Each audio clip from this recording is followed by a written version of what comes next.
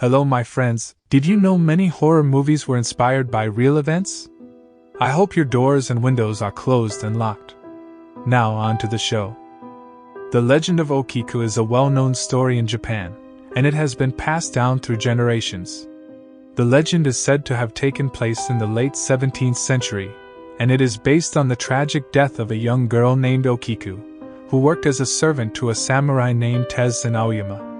Tezen Aoyama was said to have been infatuated with Okiku, and he had expressed his desire to be with her. However, Okiku rejected his advances, which led to her murder at the hands of Aoyama. The legend states that Aoyama, in a fit of rage, threw Okiku into a well located outside the Himeji castle. Okiku's primary duties as a servant was to look after 10 highly valuable golden plates that were owned by Aoyama. In a cruel twist, Aoyama hid one of the plates and threatened to blame Okiku for stealing it if she refused his advances. This was seen as a way of getting rid of Okiku, as it would have led to her torture and execution. In one version of the story, Okiku ended her own life by throwing herself down the castle's well, believing herself to be in a no-win situation with no other way out. In the other version, Aoyama threw her down the well after she refused to be with him. After her death, Okiku's spirit is said to have returned to haunt the well and Aoyama. According to the legend, Okiku would appear to Aoyama on a nightly basis, driving him insane with her constant screams and counting of the plates. She would throw a violent fit whenever she realized that the 10th plate was still missing, as a reminder of her tragic end. The well where Okiku is said to have died, known locally as Okiku's Well, can still be found outside Himeji Castle, and it is said to be cursed. Visitors to the castle can still see the well, which now has wrought iron bars covering it, as an effort to keep Okiku locked inside. The well is not the only place where Okiku's spirit is said to be present. Her ghost is also said to be seen and heard in the castle's dungeon. The depiction of Okiku in the legend, with flowing black hair and a long white dress, is similar to the depiction of Sadako Samara in the movie The Ring.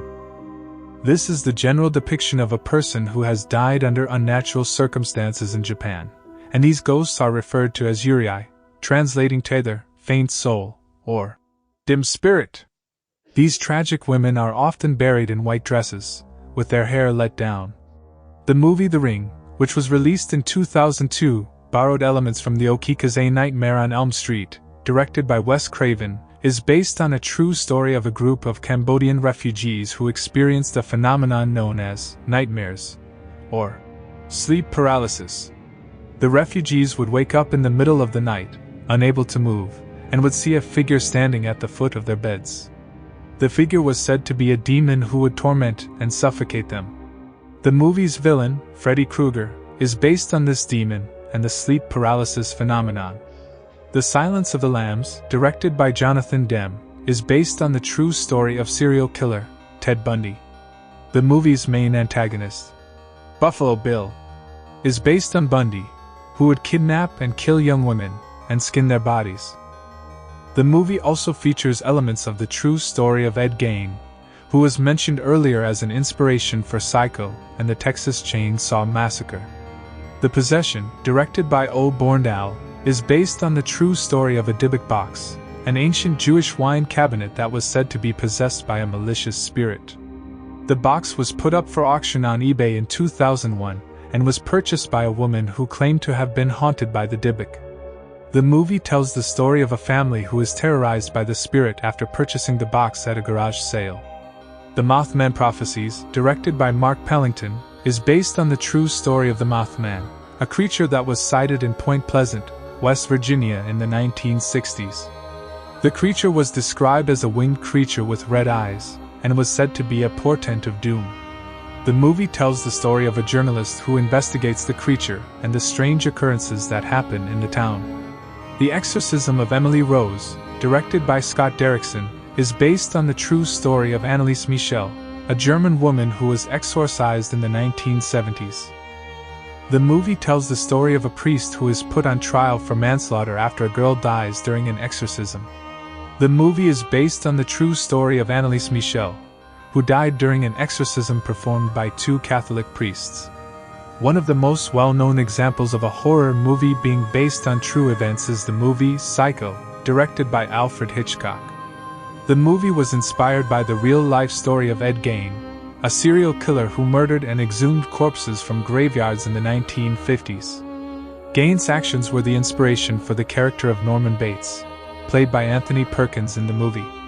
Similarly, the character of Leatherface in the Texas Chainsaw Massacre was also based on Gein, who did wear the skin of his victims, but he never actually picked up a chainsaw and massacred a group of youths. Another classic horror movie, The Amityville Horror, is based on the true story of the Lutz family who claimed to have been haunted by evil spirits in their new home. The movie was released in 1979, just 2 years after the Lutz family claimed to have experienced the terrifying events.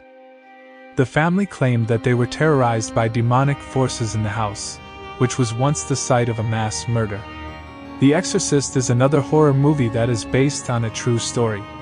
The movie is based on the real-life exorcism of a young boy, known as Roland Doe, in the 1940s.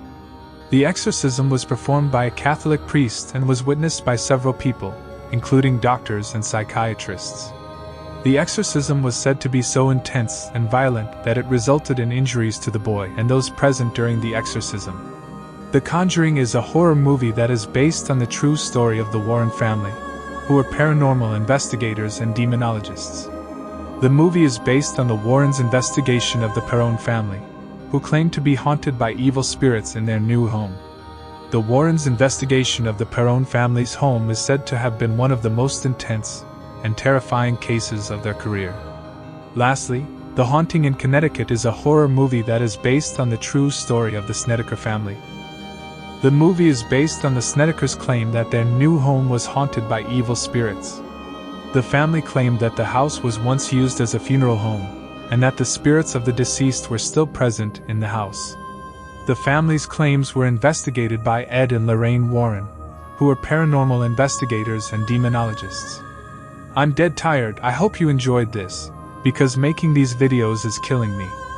Until next time, my friends, Explorer X out.